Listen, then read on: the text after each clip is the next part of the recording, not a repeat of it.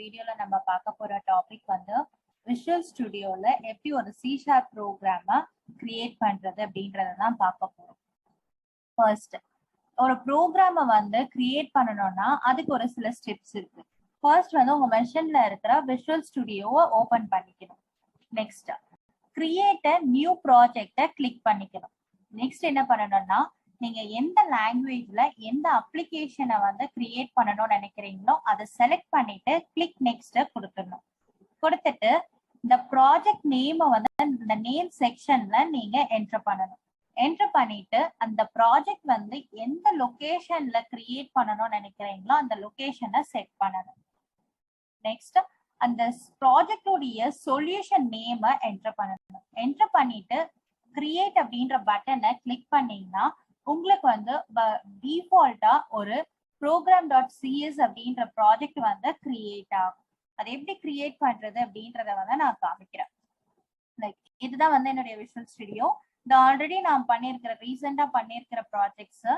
So இப்போ நீங்க ஏதாவது ஆல்ரெடி பண்ணியிருக்கிற ப்ராஜெக்டை வந்து நீங்க ஓபன் பண்ணணும்னு நினைச்சீங்கன்னா அதுக்கு வந்து ஓபன் அ ப்ராஜெக்ட் இல்லைன்னா ஒரு சொல்யூஷன் அப்படின்றத வந்து கிளிக் பண்ணிக்கோங்க.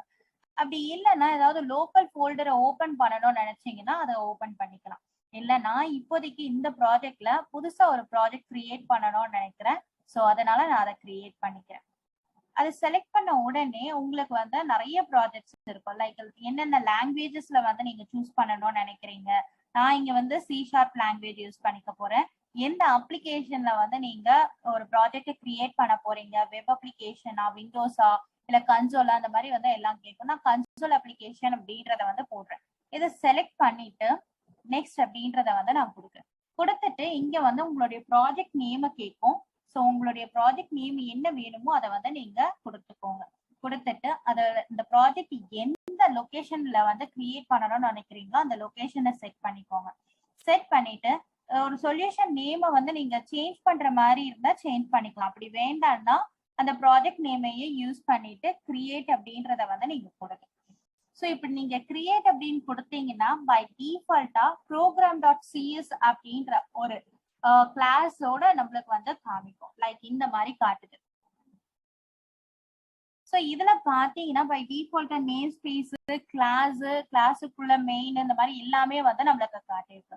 ஸோ இங்க பாத்தீங்கன்னா இங்க சொல்யூஷன் நேம் வந்து ஹலோ, நம்மளுடைய ப்ராஜெக்ட் நேம் வந்து ஹலோ, அண்ட் அந்த ப்ராஜெக்டுக்குள்ள program.cs அப்படின்றத வந்து டிஃபால்ட்டா கொடுத்துருக்காங்க. ஸோ எனக்கு வந்து இப்போதைக்கு இந்த ப்ராஜெக்ட்ல இந்த நேம் ஸ்பேஸ் எல்லாம் தேவையில்லை. ஸோ இது எல்லாமே நான் வந்து டெலீட் பண்ணிடுறேன்.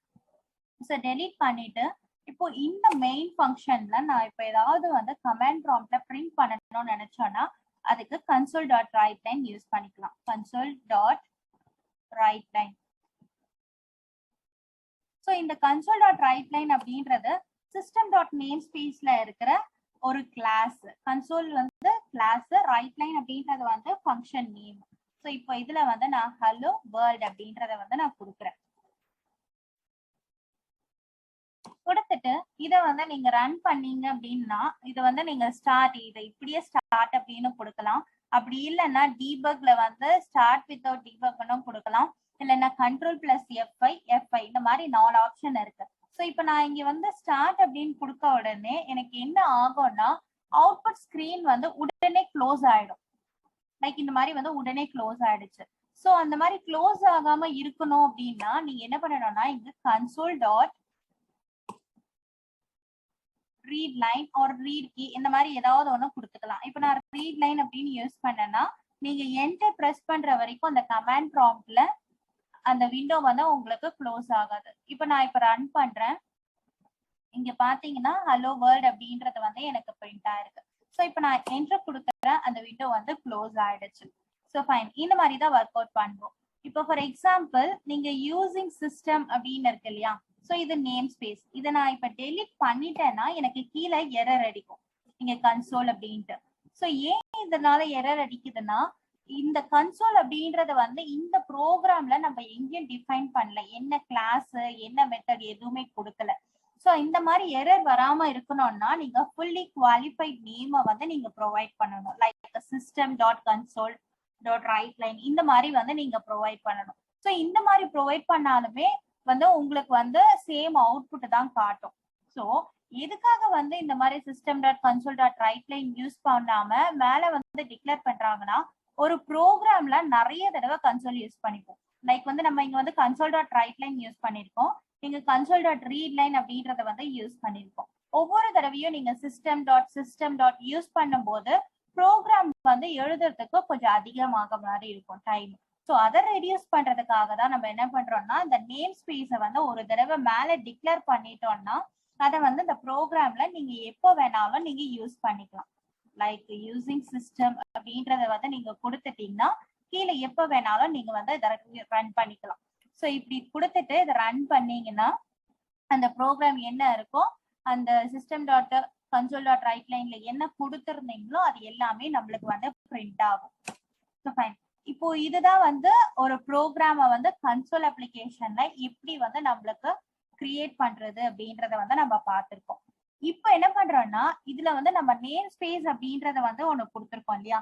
நேம் ஸ்பேஸ் அப்படின்னா என்ன அப்படின்றத வந்து பாத்தீங்கன்னா, நேம் ஸ்பேஸ் அப்படின்றது collection of classes, interfaces, structures, delegates and enums இது எல்லாமே வந்து கலெக்ட் பண்ணி இன்பில்டா வச்சிருக்கோம்.